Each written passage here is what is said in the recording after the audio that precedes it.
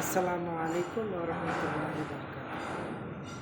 প্রিয় দেশবাসী, I have a plan এর অর্থ কী?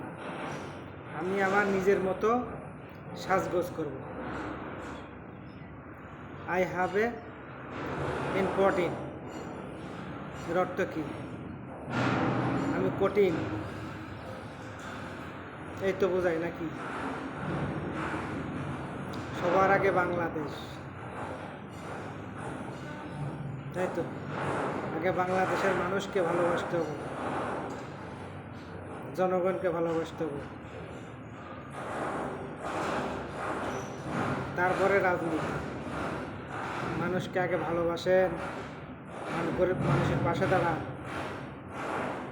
ঠিক আছে, সবাই ভালো থাকুন, সুস্থ থাকুন, দোয়া করি। ইয়া মানিল্লাহ। আসসালাম।